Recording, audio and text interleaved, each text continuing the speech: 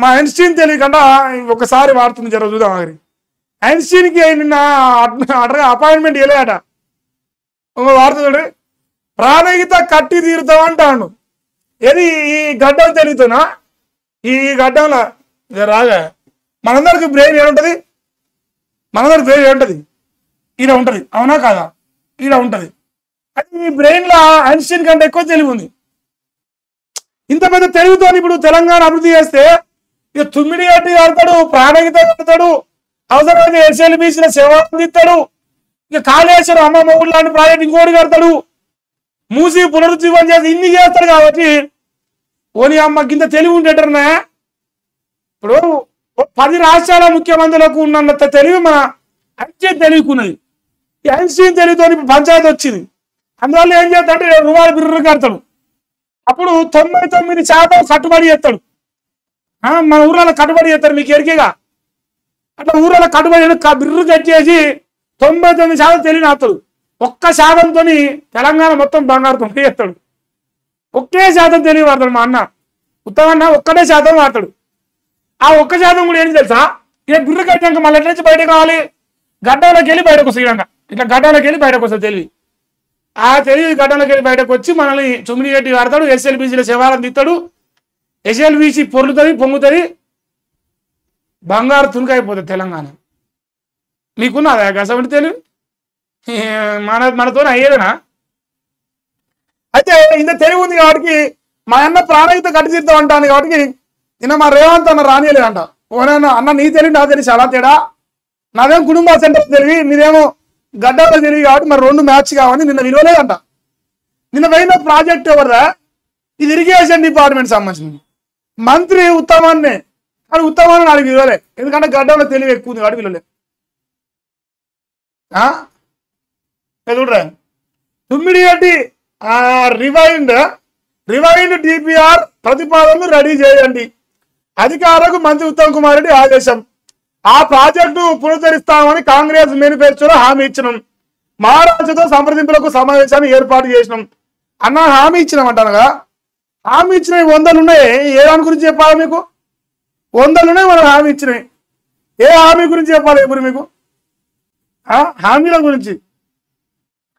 వివిధ ప్రాజెక్టుల పనులను వేగంగా చేయండి, చేతల్లో చూపించండి, సమ్మక్క సారక్క నీటి కేటాయింపులపై ఫోకస్ పెట్టాలి. ఎన్డీఎస్ఏ సిఫార్సుల మేరకే మేడిగడ్డ అన్నారు సుందీలను రిపేర్లు. ఈసారి కృష్ణా ట్రిబ్యునల్ వాదనలకు వీలైతే సీఎం కూడా వస్తాడని వ్యాఖ్యానం. కానీ ఇదే సీఎం మనల్ని దేకలే అంట. అది కూడా రాసిండు జర్రాగిరి. ఇప్పుడు ఇళ్ళ ఉత్తమని ఉన్నాడా మీరు కనిపిస్తాడా? నిన్న పోయిన ప్రాజెక్ట్ ఏంది, నీటిపారుదల, అది ఇరిగేషన్ డిపార్ట్మెంటు. ఇంకో ఈయన గనుల శాఖ, ఈయన ఐటీ, ఇక మిగతా వదిలేడు. వీళ్ళందరూ కూర్చోవేసుకొని పరమానందయ్య శిష్యుల ముఠాను పట్టుకొచ్చుకొని ఇవి పతితుడు ఎలా చెప్తే ఉత్తమాన్ని ఎందుకు లేడు? ఉత్తమన్న ఐన్స్టీన్ కూడా తెలివి ఉంది. ఏం పాపం చేసిండు ఉత్తమన్న? ఉత్తమ పురుషుడు కదా. ఈ వార్త ఒక నిమిషం ఆగరా. గో చూడరా, ఉత్తమ వర్సెస్ రేవంత్ రెడ్డి. ఇప్పుడు మా ఉత్తమాన్ని నేను ఇన్ని డైలాగులు చెప్పిండా ఎప్పుడే చెప్పిండు కదా. సీఎం సీటు భయంతో ఉత్తమ్ను దూరం పెడుతున్నారు రేవంత్ అంట. త్వరలో సీఎం మార్పు అంటూ ఊహాగానాలు వస్తున్నాయి. ఉత్తమ్కే పగ్గాలంటూ జోరుగా చర్చ జరుగుతా ఉన్నాయి. కట్టని చేసేందుకే రేవంత్ ఎత్తులేసిండు. తన శాఖ పనులకు కూడా రానివని సీఎం. అంటే నిన్న జరిగిన కార్యక్రమానికి ఇది ఆడా గోదావరి తాగునీటి సరఫరా phase 2 phase 3 అంత వేసిండు.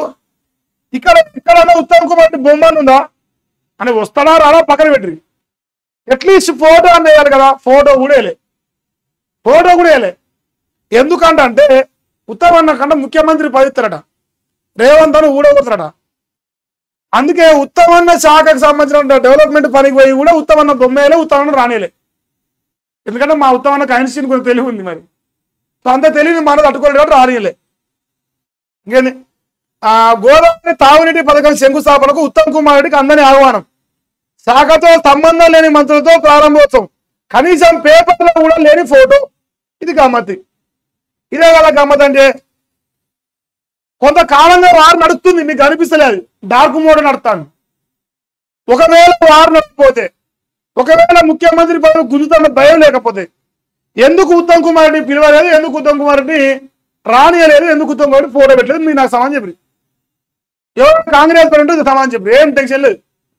నేను అప్పుడే చెప్పిన రేవంత్ అన్నది గుడంబా సెంటర్లో చోపతి, మా ఉత్తమ్ అనేది ఐన్స్టీన్ తెలివి, ఐన్స్టీన్ కంటే ఎక్కువనే ఉంటుంది, కొంచెం ఓ 10% ఎక్కువనే ఉంటుంది. అసలు తెలివితో మా అన్న తట్టుకోలేడు కాబట్టి మరి మా అన్న విలువలేదట. ముఖ్యమంత్రి మారిపోయే రోజులు కనిపిస్తానని మీరు అర్థం చేసుకోవాలి. ఏ క్షణమైనా ముఖ్యమంత్రి మార్చొచ్చు అంటానికి ఇది ఒక సాక్ష్యంగా ఉదాహరణగా తీసుకుంటా.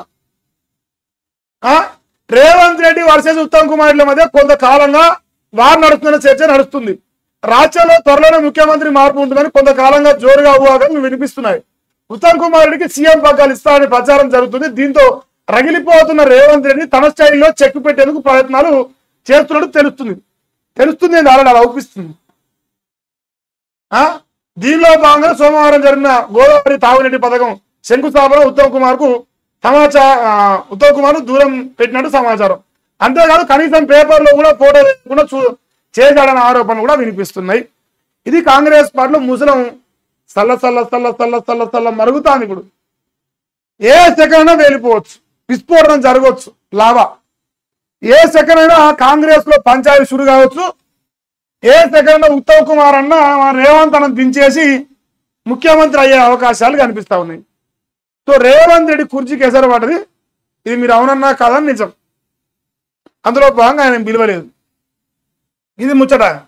ఇంతవరకు వార్త మన ఉత్తమ్ అన్న మన రేవంత్ అన్న ఇద్దరు కలిసి తెలంగాణ చప్పట్లు కొట్టిస్తారు మనతోని. ఇప్పుడు కొట్టురు మరి మీరు అందరూ.